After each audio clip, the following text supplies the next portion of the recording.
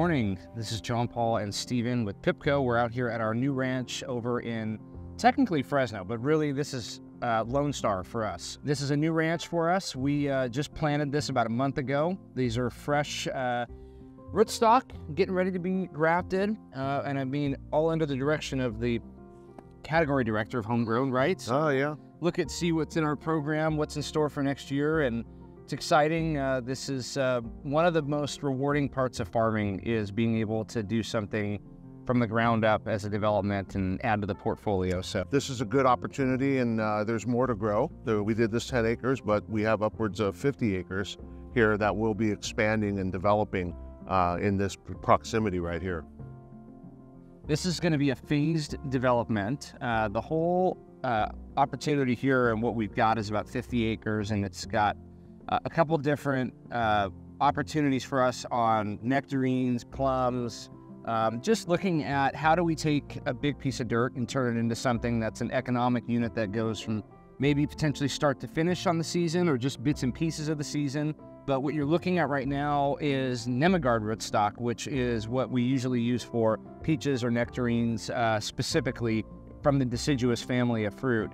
And then behind us, pointing down that way, we'll have some different type of rootstocks next year coming into play. Actually, at the tail end of this year, we'll be planting that, and that'll be a plum rootstock. So it'll be slightly different, but you won't be able to tell the difference on year one. So we're excited to see these things grow the next year.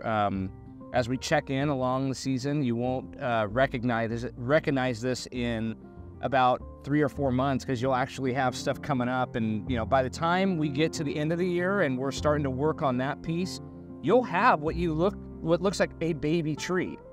And then we'll start the cycle all over again when we put the varieties on top of what you're looking at now, which is just the top layer. So the grafting, what'll happen is when we select the variety at that point, we will actually get the scions, which is the baby wood from another orchard or the nursery. And then we're going to graft it. In this case, it'll be a whip graft, where you basically are going to take that tree and you're going to cut it in an angle, and you're going to do the same thing with the scion. You're going to line the Cambrium layers up, and then you're going to seal it up and tape it, and voila, that's a new variety at that point. So we're excited about that. We know we have some eyes on some varieties right now, but we're waiting to see how they play out this year.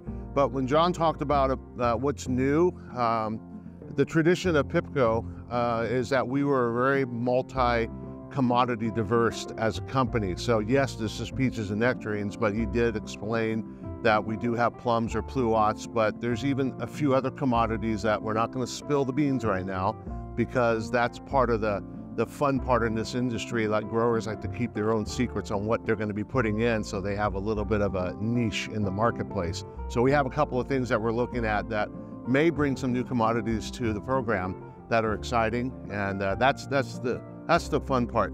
So something old is now something new, and will continue to be new going forward.